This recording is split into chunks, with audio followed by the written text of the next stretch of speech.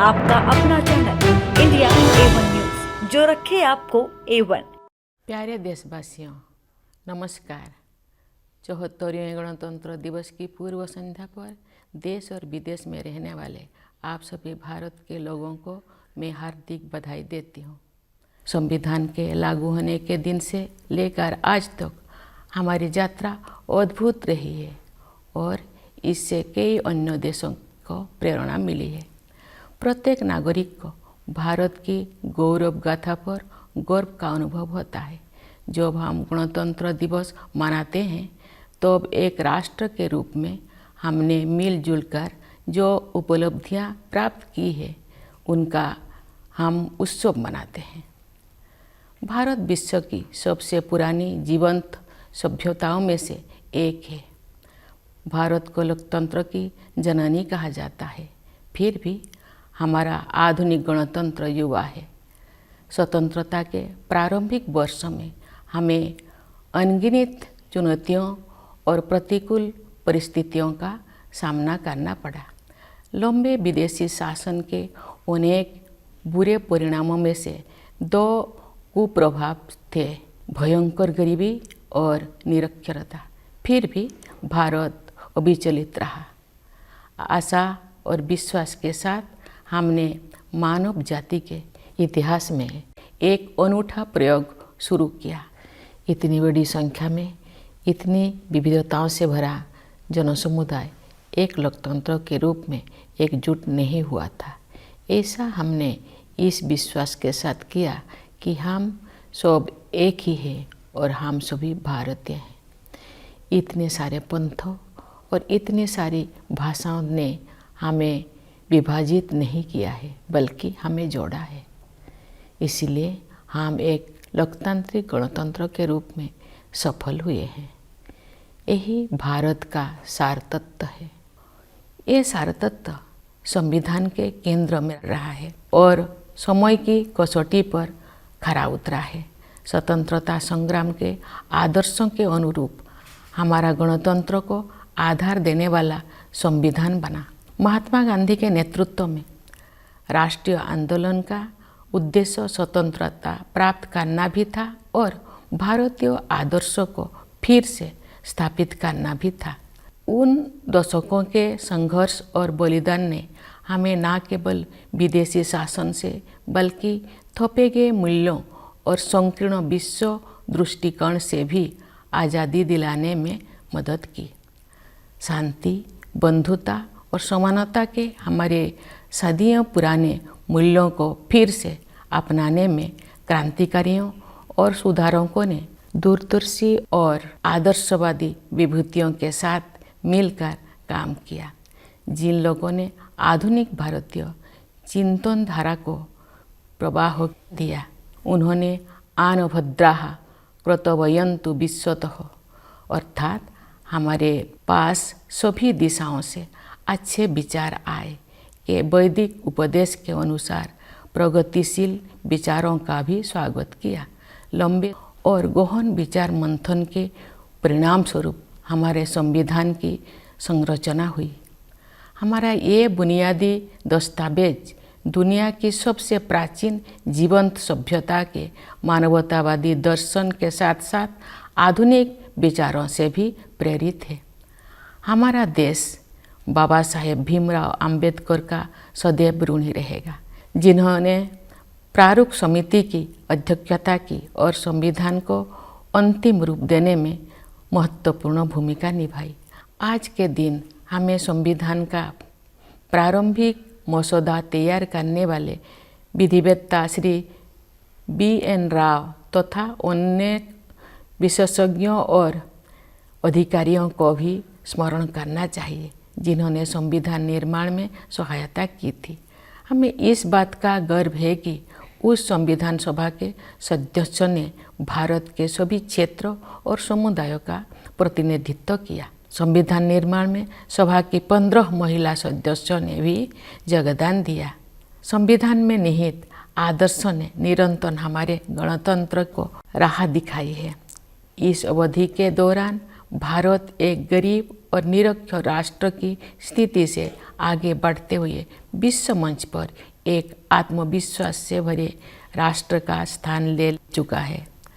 संविधान निर्माताओं की सामूहिक बुद्धिमत्ता से मिली मार्गदर्शन की बिना प्रगति संभव नहीं थी। बाबा साहेब आम्बेडकर और अन्य विभूतियों ने हमें एक मानचित्र तथा एक नैतिक आधार प्रदान किया।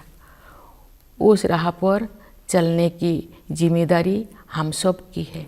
हम काफ़ी हद तक उनकी उम्मीदों पर खरे उतरे भी हैं, लेकिन हम ये महसूस करते हैं कि गांधी जी के सर्वोदय की आदर्शों को प्राप्त करना अर्थात सभी का उत्थान किया जाना अभी बाकी है। फिर भी हमने सभी क्षेत्रों में उत्साहजनक प्रगति हासिल की है। प्यारे देशवासियों, सर्वोदय के हमारे मिशन में आर्थिक मंच पर हुई प्रगति सबसे अधिक उत्साहजनक रही है। पिछले साल भारत दुनिया की 5वीं सबसे बड़ी अर्थव्यवस्था बन गया।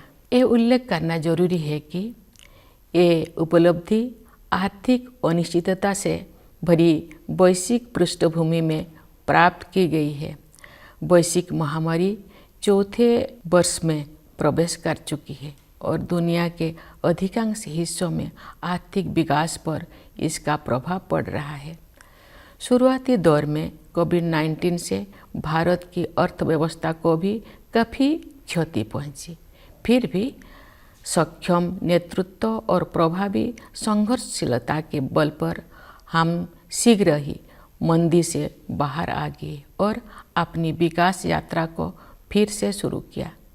अर्थव्यवस्था के अधिकांश क्षेत्र अब महामारी के प्रभाव से बाहर आ गया है। भारत सबसे तेजी से बढ़ते हुए बड़ी अर्थव्यवस्था में से एक है और सरकार द्वारा समय पर किए गए सक्रिय प्रयासों द्वारा ही संभव हो पाया है। इस संदर्भ में आत्मनिर्भर भारत अभियान के प्रति जन सामान्यों के बीच विशेष उत्साह देखा जा रहा है। इसके अलावा विभिन्न क्षेत्रों के लिए विशेष प्रोत्साहन योजनाएं भी लागू की गई है। ये बड़े ही संतोष के विषय है कि जो लोग हाशिए पर रह गए थे उनका भी योजनाओं और कार्यक्रम में समावेश किया गया है तथा कठिनाई में उनकी मदद की गई है। मार्च 2020 में घोषित प्रधानमंत्री गरीब कल्याण अन्न योजना पर अमल करते हुए सरकार ने उस समय गरीब परिवारों के लिए खाद्य सुरक्षा सुनिश्चित की जब हमारे देशवासी कोविड-19 की महामारी के कारण अकस्मात उत्पन्न हुए आर्थिक व्यवधान का सामना कर रहे थे। इस सहायता की वजह से किसी को भी खाली पेट नहीं सोना पड़ा। गरीब परिवारों के हित को सर्वोपरि रखते हुए इस योजना की अवधि को बार बार बढ़ाया गया तथा लगभग 81 करोड़ देशवासी लाभान्वित होते रहे। इस सहायता को आगे बढ़ाते हुए सरकार ने घोषणा की है कि वर्ष 2023 के दौरान भी लाभार्थियों को उनका मासिक राशन मुफ्त में मिलेगा। इस ऐतिहासिक कदम से सरकार ने कमजोर वर्गों को आर्थिक विकास में शामिल करने के साथ साथ उनकी देखभाल की जिम्मेदारी भी ली है। हमारे अर्थव्यवस्था का आधार सुदृढ़ होने के कारण हम उपयोगी प्रयासों का सिलसिला शुरू करने और उसे आगे बढ़ाने में सक्षम हो सके।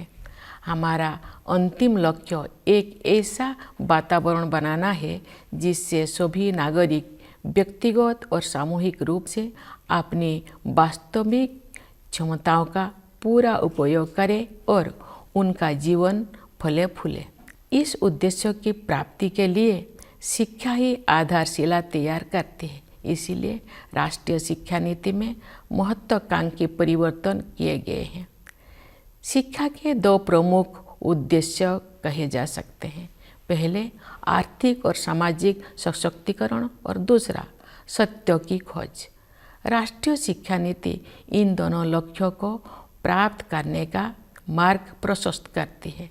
यह नीति शिक्षार्थियों को 21वीं सदी की चुनौतियों के लिए तैयार करते हुए हमारी सभ्यता पर आधारित ज्ञान को समकालीन जीवन के लिए प्रासंगिक बनाती है।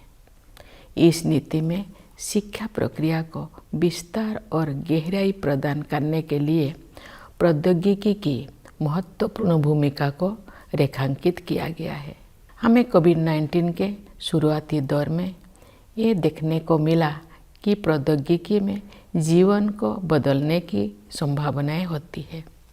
डिजिटल इंडिया मिशन के तहत गांव और शहर की दूरी को समाप्त करके सूचना और संचार प्रौद्योगिकी को समावेशी बनाने का प्रयास किया जा रहा है। दूर दराज के स्थानों में अधिक से अधिक लोग इंटरनेट का लाभ उठा रहे हैं। बुनियादी ढांचे में हुए विस्तार की सहायता से सरकार द्वारा उपलब्ध कराए जा रहे विभिन्न प्रकार की सेवाएं लोगों को प्राप्त हो रहा है। हम विज्ञान और प्रौद्योगिकी के क्षेत्र में अपनी उपलब्धियों पर गर्व का अनुभव कर सकते हैं। अंतरिक्ष प्रौद्योगिकी के क्षेत्र में भारत गिने चुने अग्रणी देशों में से एक रहा है। इस क्षेत्र में काफ़ी समय से लंबित सुधार किए जा रहा है और अब निजी उद्यमों को इस विकास यात्रा में शामिल होने के लिए आमंत्रित किया गया है। भारतीय अंतरिक्ष यात्रियों को ले जाने के लिए गगनयान कार्यक्रम प्रगति पर है। ये भारत की पहली मानवयुक्त अंतरिक्ष उड़ान होगी। हम सितारों तक पहुंचकर भी अपने पांव जमीन पर रखते हैं। भारत का मंगल मिशन असाधारण महिलाओं की एक टीम द्वारा संचालित किया गया था और अन्य क्षेत्रों में भी बहनों और बेटियां आप पीछे नहीं है। महिला सशक्तिकरण तथा महिला और पुरुष के बीच समानता अब केवल नारे नहीं रह गए हैं। हमने हाल के वर्षों में इन आदर्शों तक पहुंचने की दिशा में काफ़ी प्रगति की है। बेटी बचाओ बेटी पढ़ाओ अभियान में लोगों की भागीदारी के बल पर हर कार्य क्षेत्र में महिलाओं का प्रतिनिधित्व बढ़ रहा है।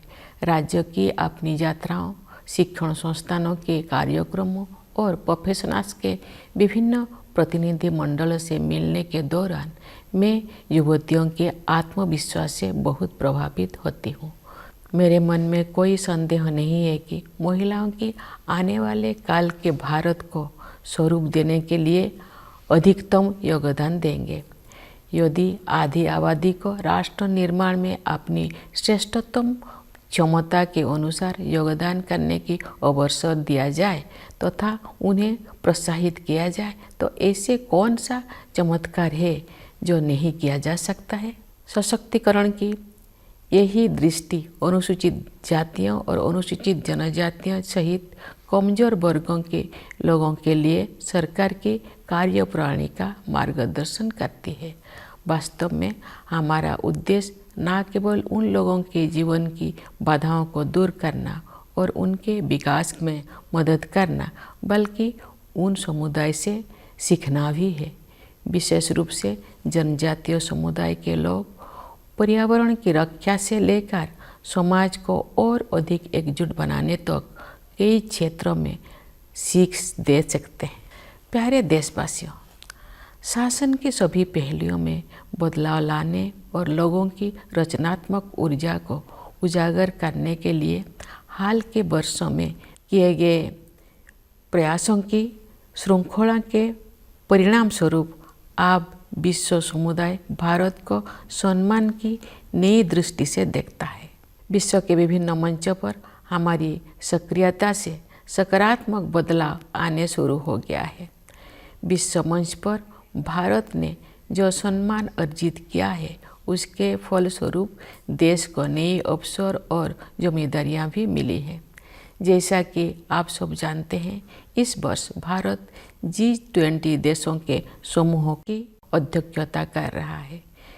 विश्व बंधुत्व के अपने आदर्श के अनुरूप हम सभी की शांति और समृद्धि के पक्षधर है।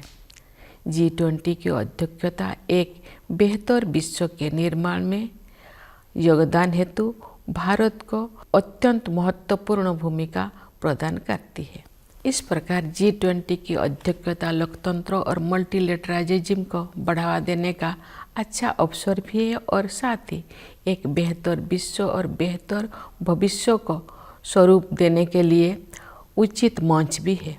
मुझे विश्वास है कि भारत के नेतृत्व में G20 अधिक न्यायपरक और स्थिरतापूर्ण विश्व व्यवस्था के निर्माण के अपने प्रयासों को और आगे बढ़ाने में सफल होगा। G20 के सदस्य देशों के कुल मिलाकर विश्व की आबादी में लगभग 2/3 और ग्लोबल GDP में लगभग 85% हिस्सा है। इसलिए ये वैश्विक चुनौतियों पर चर्चा करने और उनके समाधान के लिए एक आदर्श मंच है। मेरे विचार से ग्लोबल वार्मिंग और जलवायु परिवर्तन ऐसे चुनौतियां हैं जिनका सामना शीघ्रता से करना है। वैश्विक तापमान बढ़ रहा है और मौसम में बदलाव के चरम रूप दिखाई पड़ रहा है। हमारे सामने एक गंभीर दुविधा है। अधिक से अधिक लोगों को गरीबी से बाहर निकालने के लिए आर्थिक विकास जरूरी है, लेकिन इस विकास के लिए फॉसिल फ्यूल का प्रयोग भी करना पड़ता है। दुर्भाग्य से ग्लोबल वार्मिंग का सबसे अधिक कष्ट गरीब तबके के लोगों को सहन करना पड़ता है। ऊर्जा के वैकल्पिक स्रोतों को विकसित करना और लोकप्रिय बनाना भी एक समाधान है। भारत ने सौर ऊर्जा और इलेक्ट्रिक वाहनों को नीतिगत प्रोत्साहन देकर इस दिशा में सराहनीय कदम उठाया है।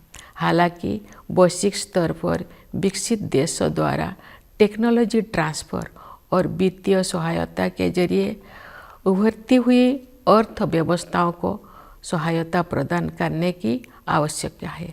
विकास और पर्यावरण के बीच संतुलन बनाए रखने के लिए हमें प्राचीन परंपराओं को नई दृष्टि से देखना होगा।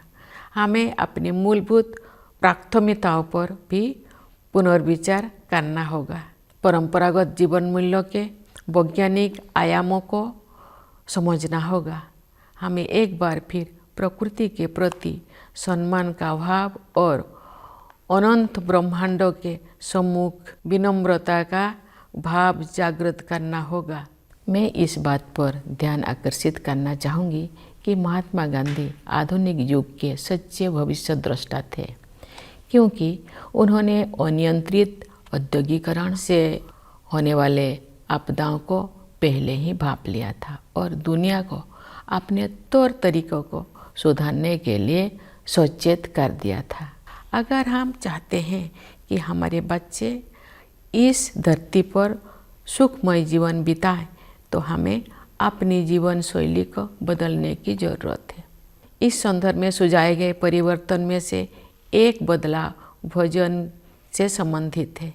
मुझे ये जानकर प्रसन्नता हुई है कि संयुक्त राष्ट्र ने भारत के सुझाव को स्वीकार किया है और वर्ष 2023 को the international year of millets घोषित किया है। बाजरा जैसे मोटे अनाज हमारे आहार के मुख्य तत्व हुआ करते थे। समाज के सभी वर्ग उन्हें फिर से पसंद करने लगे हैं।